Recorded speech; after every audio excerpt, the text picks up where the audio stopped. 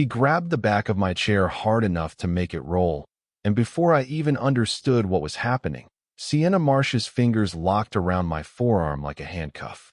"He's with me," she said, loud enough for half the office to hear.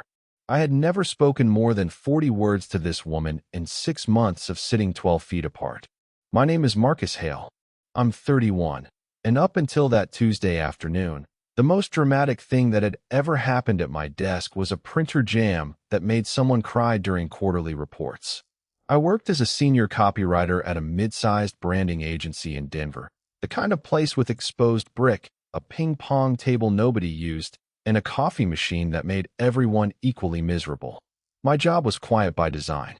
I wrote taglines for companies that sold vitamins and productivity apps, sat through meetings where people said the word synergy without irony, and went home most nights to a one-bedroom apartment with too many houseplants and not enough noise. I liked it that way. After a relationship that ended 2 years earlier with more silence than shouting, I had gotten very good at being unremarkable. Unremarkable didn't hurt. Unremarkable didn't surprise you in a parking lot at midnight with an apology you didn't ask for. I had built a life around not being interesting, and it had mostly worked. Sienna sat 2 desks over in the design department, close enough that I saw her every day, far enough that we existed on different orbits. She was around 29, with dark red hair she usually kept pulled back in a low knot, sharp hazel eyes, and a way of typing that sounded like she was arguing with her keyboard. She'd been at the company about 8 months, transferred in from a firm in Chicago, and the general office knowledge about her amounted to exactly 3 facts. She was talented enough that creative directors fought over her for projects.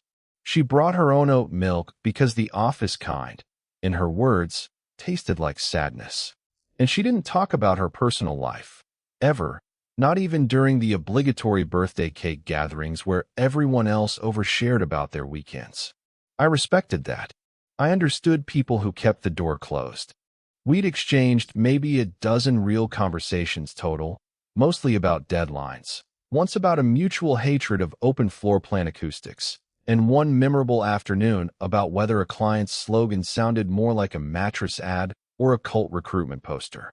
She'd laughed at that, a short surprised laugh like she hadn't expected to enjoy herself, and I'd thought about that laugh longer than I probably should have. But that was the extent of it. Coworkers. Polite orbit.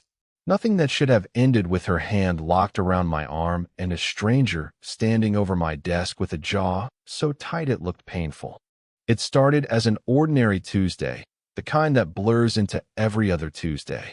I was elbow-deep in headline revisions for a skincare brand that wanted to sound luxurious but approachable, a phrase that had already ruined 3 good ideas that morning.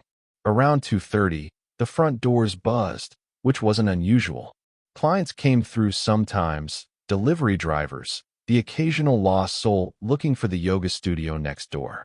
What was unusual was the way our receptionist, a sweet, easily flustered woman named Priya, came half jogging back through the bullpen a minute later, eyes wide, mouthing something at Sienna that I couldn't make out from where I sat. Sienna's face changed before I even understood why. I watched the color drain out of it in real time, watched her spine go rigid, watched her hands go still on the keyboard for the first time all day. Then I heard footsteps. Not office footsteps. Someone walking too fast, too heavy, like the floor had personally wronged him. A man rounded the corner of the design department before Priya could stop him, before anyone could stop him, and stood there scanning the room until his eyes landed on Sienna. He was tall, broad through the shoulders, wearing a gray quarter zip that looked expensive in the way that expensive things look when someone wants you to notice.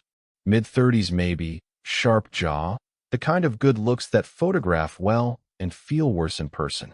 "There you are," he said. And even those 3 words carried something ugly underneath them, something practiced. "You've been ignoring me for a week, Sienna. A week. Do you understand how that looks?" The whole floor went quiet in that specific office way, where nobody stops typing, but nobody's actually typing either.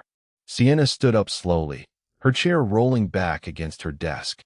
"Derek, you can't be here." Her voice was steady, but I could hear the effort it took to keep it that way, like she was holding a door shut with her whole body weight. This is my job. You know you can't be here. I called 11 times, Derek said, stepping closer, and the closer he got, the more the space around him seemed to shrink for everyone but him. I texted. I emailed. You blocked my number, Sienna, like I'm some stranger. Like I'm not the person who spent 3 years of his life. Derek. Her voice cracked slightly on his name, and something about that crack made my stomach turn cold. We are not doing this here. Then where? His voice rose, sharp enough that 2 people near the printer physically flinched. Because you won't answer anywhere else. You ghost me for a week and then act surprised when I show up at your job. What did you think was going to happen? I want to say I had some noble instinct in that moment, some clear-headed decision to intervene, but honestly, it was closer to muscle memory. I'd grown up with a father who raised his voice exactly like that. That specific register that sounded like reason but functioned like a threat. And something in my body reacted before my brain fully caught up. I stood, not dramatically, just enough to be visible, and said, "Hey, can I help you with something?" Derek's eyes swung to me like he was noticing furniture that had suddenly started talking. "This isn't your business, man. It's my office," I said, which wasn't strictly true since I didn't own the place, but it felt like the right kind of true in the moment. So it kind of is. That was when Sienna moved. She crossed the 2 feet between our desks faster than I expected, and her hand closed around my forearm with a grip that told me exactly how much adrenaline was running through her. "He's with me," she said, loud, clear, aimed directly at Derek like a door slamming shut. The whole floor heard it. I felt every head that wasn't already turned, turn. Derek's expression did something complicated, disbelief sliding into something sharper. "Since when?" "Since it's none of your business anymore," Sienna said, and her hand was still on my arm, tight enough that I could feel her pulse through her fingers, or maybe that was mine. "You need to leave, Derek. Now.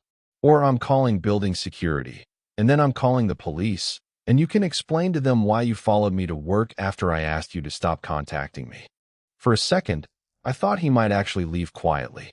His jaw worked, his eyes moved between us like he was doing math that wasn't adding up the way he wanted. Then he laughed, short and humorless, and looked at me properly for the first time. "Him? You're doing this with him?" He said it the way you describe finding a bug in your salad.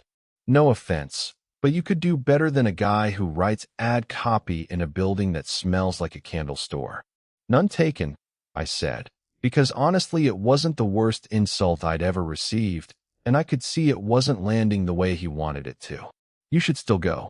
Priya reappeared at the edge of the room, phone already in her hand, voice shaking slightly as she said, "Security's on their way. Sir, you really do need to leave the premises." That seemed to be the tipping point Derek needed, some external authority to blame for his exit that wasn't Sienna telling him no. He held up both hands like he was the reasonable one in the room, backing up a step. "This isn't over," he said, looking at Sienna, and then, unnecessarily, at me. "We have 3 years of history, Sienna. You don't get to erase that because you found some office rebound. Goodbye, Derek," Sienna said, and there was something in her voice now that wasn't fear anymore. It was exhaustion, the kind that comes after holding your breath for way too long. He left, not gracefully, knocking his shoulder against a filing cabinet on his way out like the building had personally offended him. But he left, and the front door buzzed shut behind him, and the office exhaled as one collective organism. Sienna's hand was still on my arm. She looked down at it like she was only now realizing it was there, and let go so fast you'd have thought I was on fire.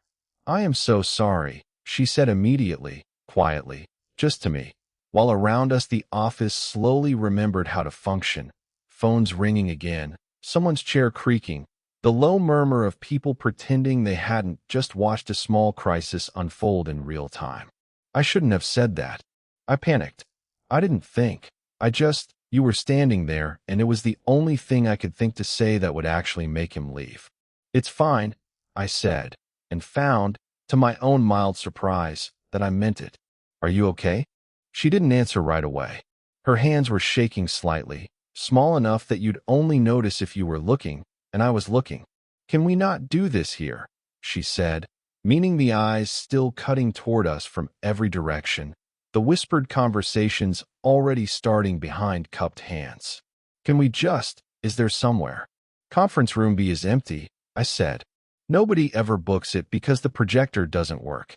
She nodded, grabbed her cardigan off the back of her chair, and I followed her down the hall, past Priya, who mouthed a sympathetic "Are you okay?" that Sienna didn't seem to catch, into the small glass-walled room where the blinds, mercifully, could be pulled shut.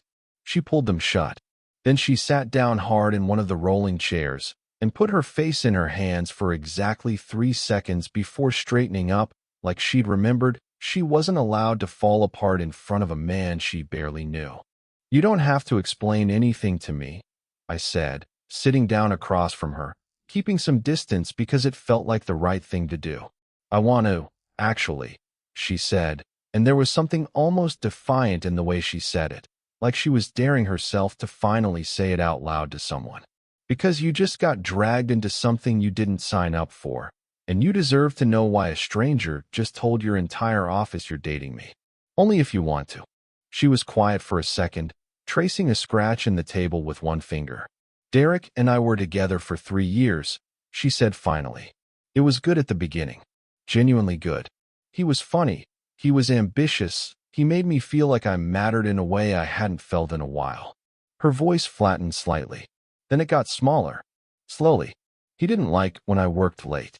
He didn't like my friends, said they were a bad influence, said they didn't respect him. He started checking my phone, not obviously at first, just picking it up to look at the time and somehow ending up in my messages. By the end, he was reading everything. Every text, every email. He knew things about my day before I told him, and it took me embarrassingly long to realize that wasn't romantic, that was surveillance. "That's not nothing," I said quietly. "I left 6 months ago," she continued. "Moved cities, actually, that's part of why I took this job. I thought distance would be enough. It wasn't. He found my new number somehow, started calling from different numbers when I blocked the old ones. Showed up outside my apartment twice. I filed a report with the police last month, but they said without a direct threat there wasn't much they could do beyond a warning. So I got quieter. I stopped posting anywhere online. I told almost nobody at work anything real about myself because I didn't know who might mention my name somewhere he could find it." She looked up at me then, hazel eyes tired in a way that made her look older than 29 for just a second. "And today he found the office. I don't even know how. And I panicked, and I grabbed the nearest person and said the one thing I thought might actually make him leave, because Derek doesn't respect no. He never has. But he respects the idea of losing to someone." I sat with that for a moment, letting it settle. "I'm sorry that happened to you," I said. "All of it. Not just today." "You don't have to say anything supportive," she said, but her voice had softened. "You could just be annoyed that I used you as a human shield." "I'm not annoyed," I said, and it was true. Somewhere between watching Derek's face contort with entitled rage and feeling Sienna's hand shake against my arm, annoyance had never entered the equation. What I felt instead was something closer to protective, an instinct I hadn't used in a long time and had almost forgotten I owned. Honestly, if grabbing my arm and announcing a fake relationship in front of 40 coworkers is the worst thing that happens to me this week, I'll consider it a good week. That got the smallest laugh out of her, surprised out of her chest like it had escaped before she gave it permission. "You're taking this remarkably well." "I write skincare taglines for a living," I said. My bar for remarkable workplace events was already pretty low. She smiled properly then, and something in the tension around her eyes eased just slightly. "For what it's worth," she said, "you didn't have to stand up. Most people don't. Most people watch and wait to see how it plays out." "I don't know," I said. "Something about the way he talked to you. It reminded me of some things I'd rather not talk about, so I'll leave it there. But I know that tone, and I don't like it." She studied me for a second, something recalibrating behind her eyes, like she was seeing me for the first time as an actual person instead of the guy 2 desks over who wrote copy about serums. "I owe you dinner," she said. At minimum, for the arm grab and the impromptu fake boyfriend duty. You don't owe me anything. I know I don't, she said. I want it anyway. Also, and here her expression turned slightly rueful, there's a non-zero chance Derek believes what I said back there, which means there's a non-zero chance he comes back looking for the guy I claimed. So maybe dinner is also strategic. I raised an eyebrow. Are you asking me to actually be your fake boyfriend? I'm asking you to have dinner with me, she said. What we call it afterward is negotiable.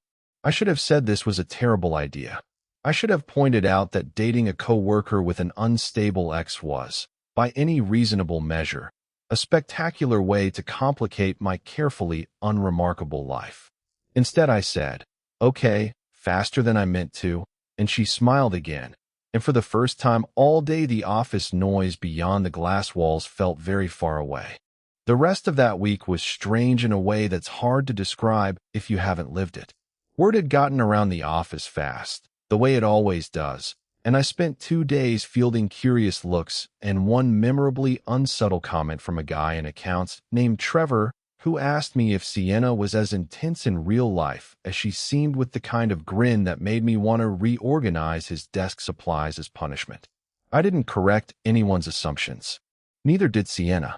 We just went about our jobs, except now we ate lunch together most days, usually in that same conference room with the broken projector, which had unofficially become our spot.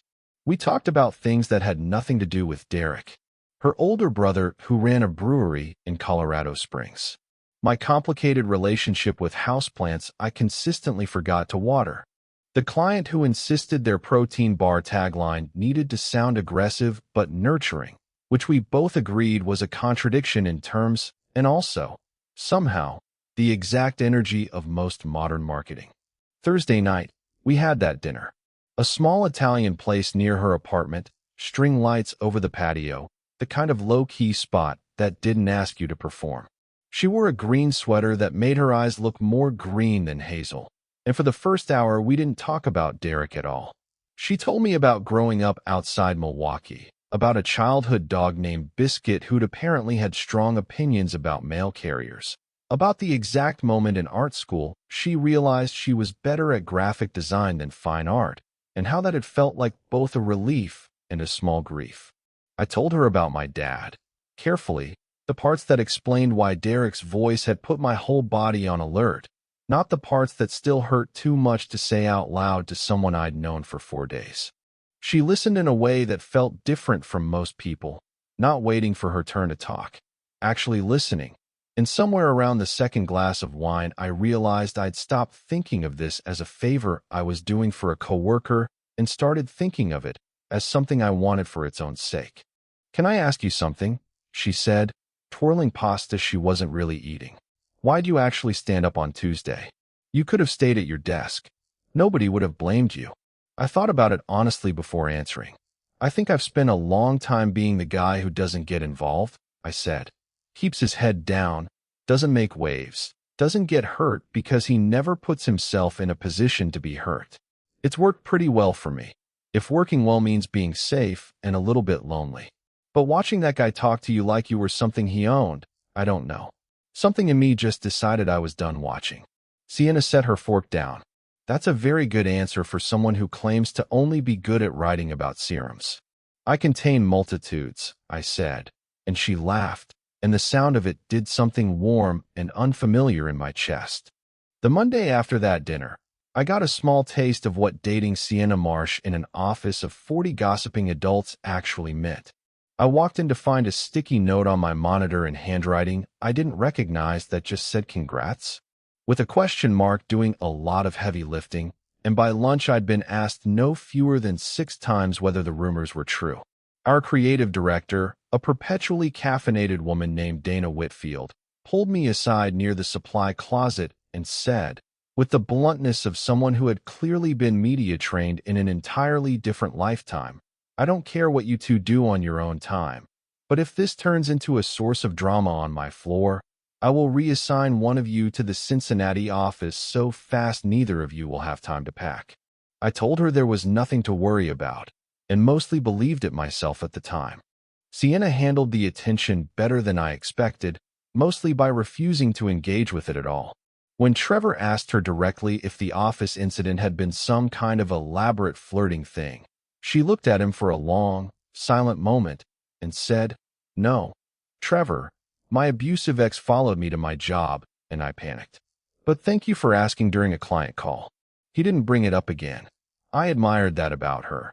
The way she could take something that clearly still hurt and turn it into a boundary instead of letting it turn into shame.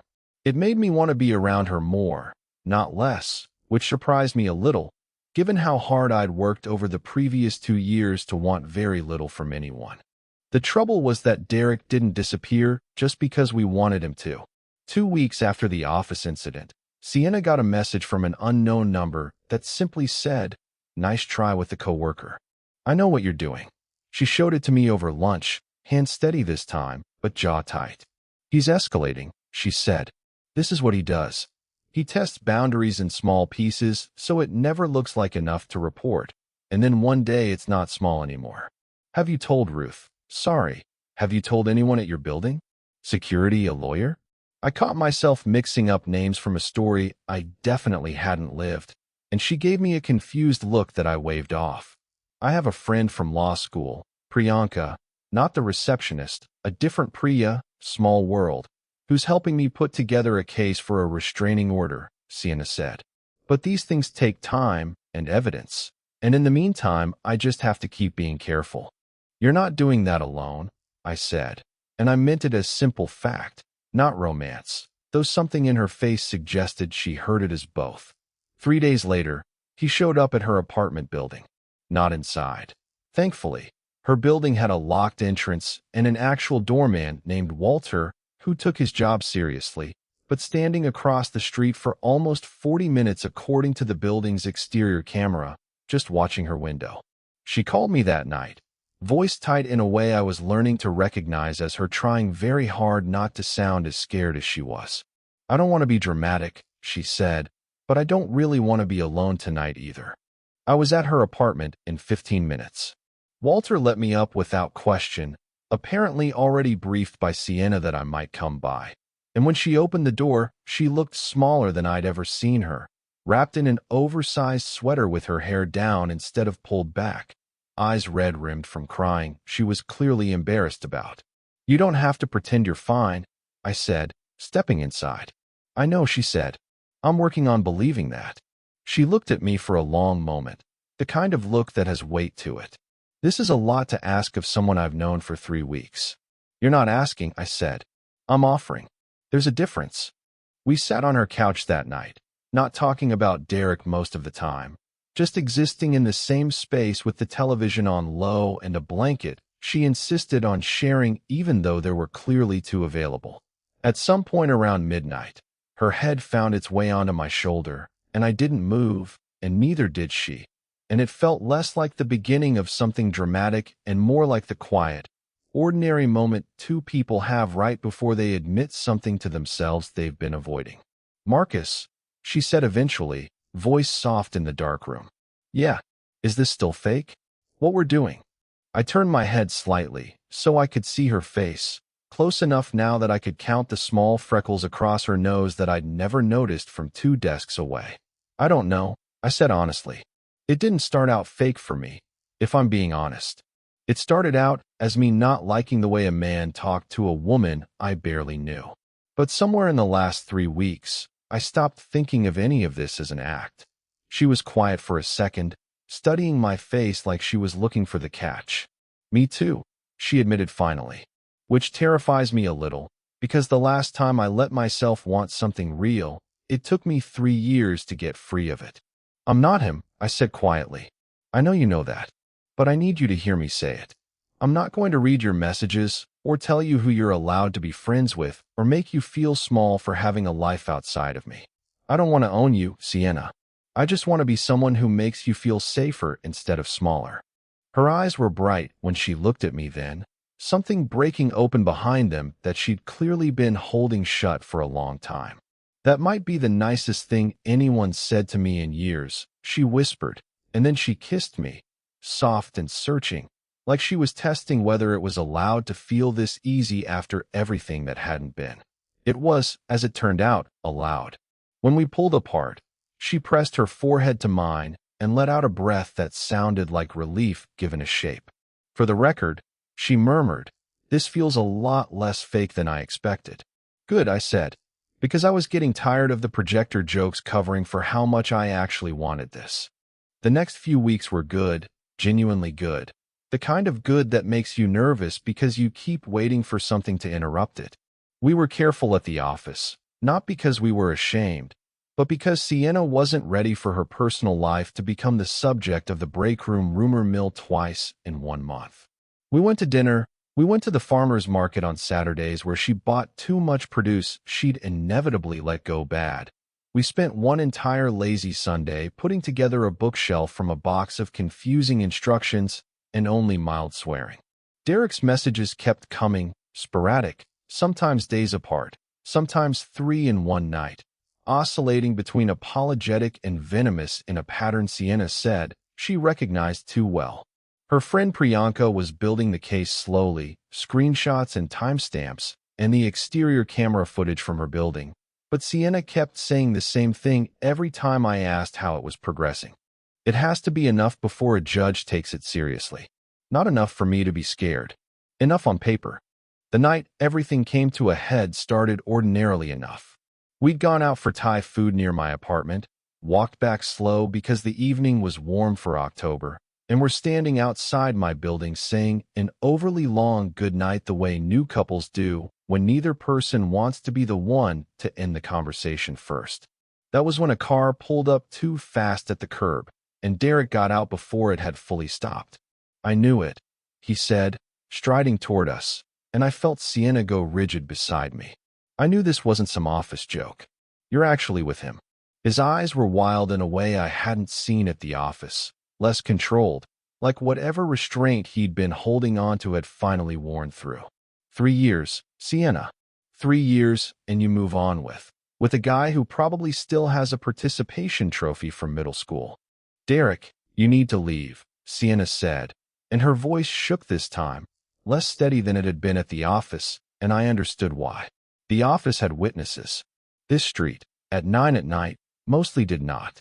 "I need you to explain to me what I did that was so wrong," he said, and his voice cracked in a way that might have sounded vulnerable if I hadn't already heard exactly what kind of man was underneath the performance.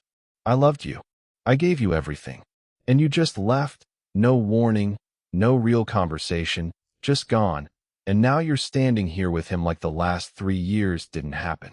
"You read my messages," Sienna said, and something in her voice had shifted from fear into something harder, something that had clearly been building for a long time and had finally found the nerve to come out.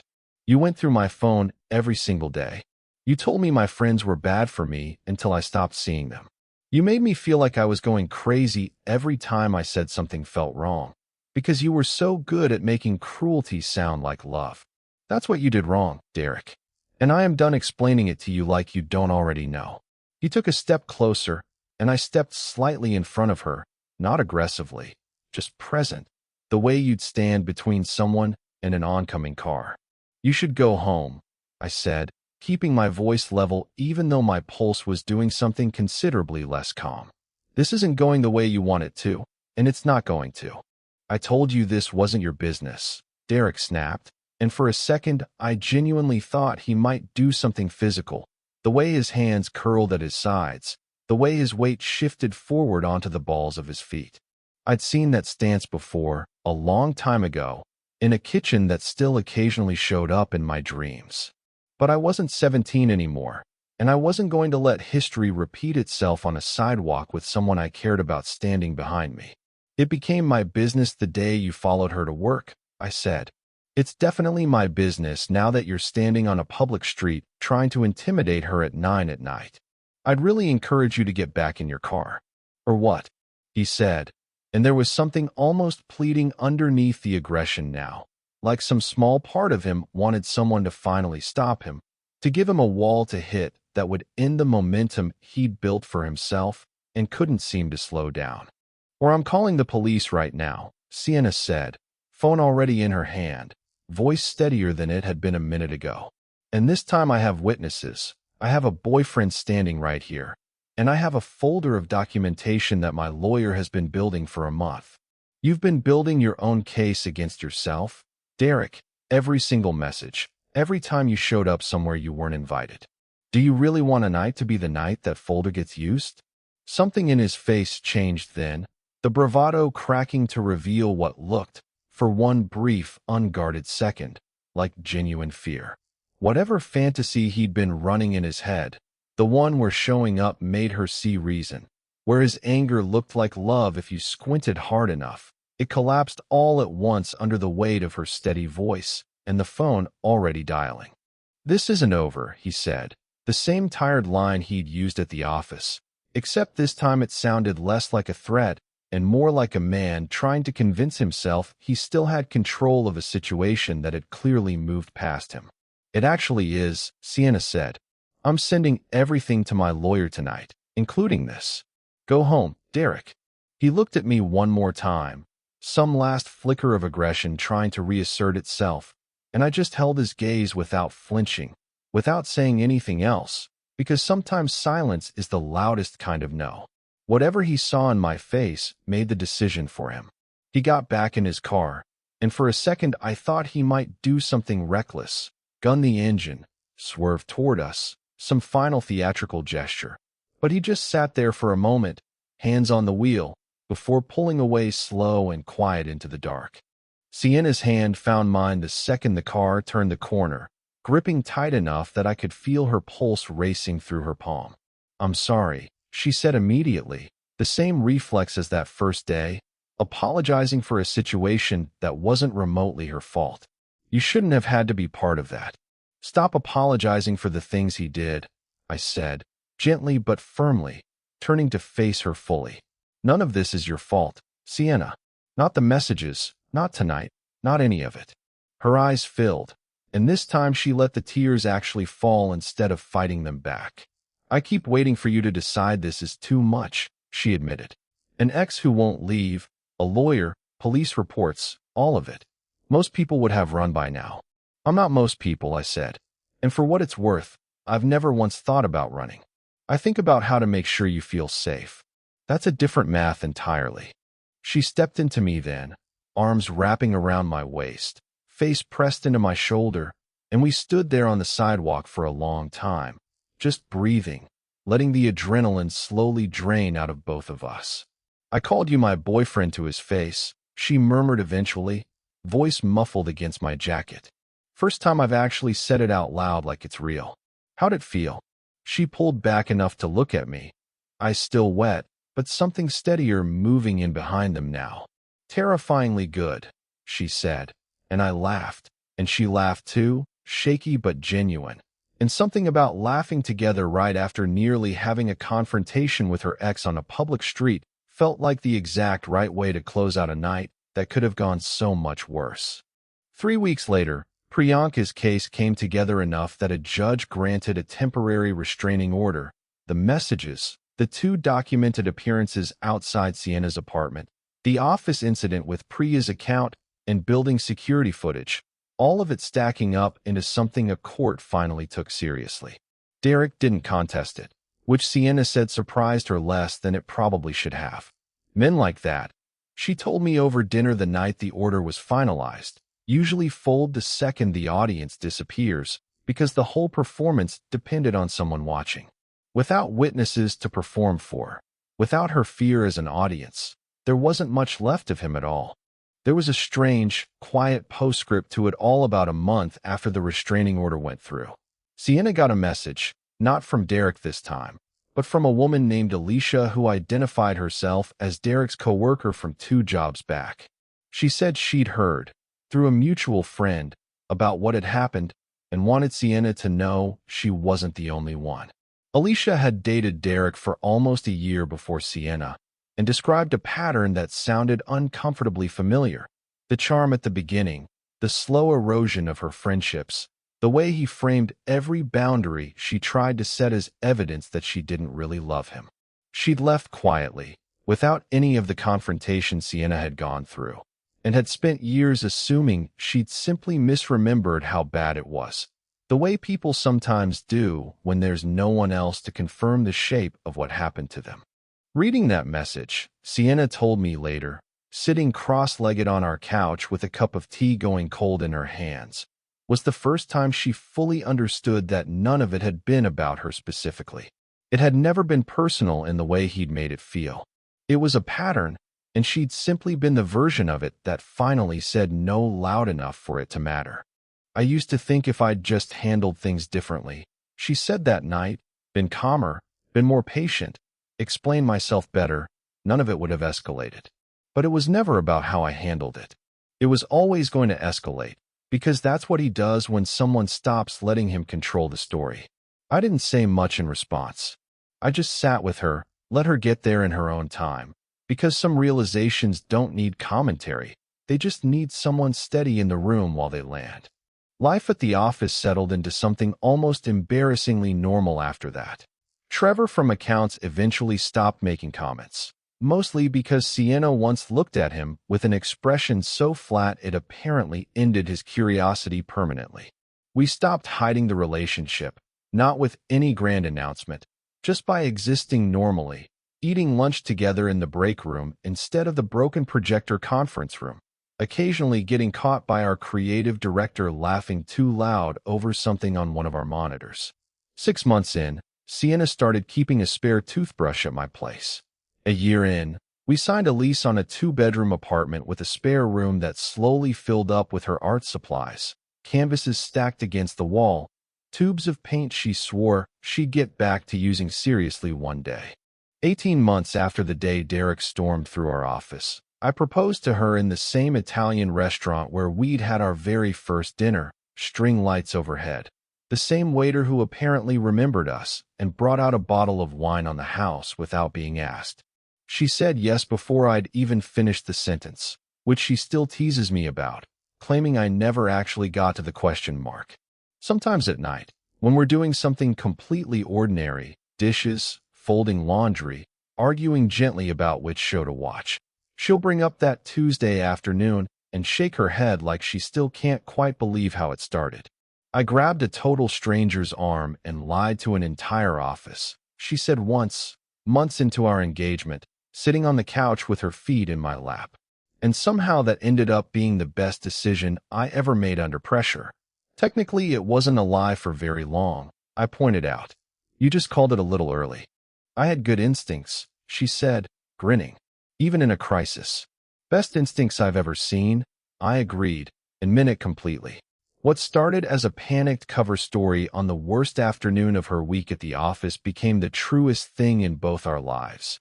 Proof that sometimes the person who steps in during someone else's crisis isn't performing at all. Sometimes he's just been quietly waiting his whole life for a reason to stop staying safe on the sidelines. So tell me, if a coworker grabbed your arm in front of the entire office and said, "He's with me," what would you have done in that moment? And have you ever had a lie become the truest thing in your life without either one of you planning it that way? Tell me your story in the comments. If you like this one, leave a like, subscribe, and I'll see you in the next video.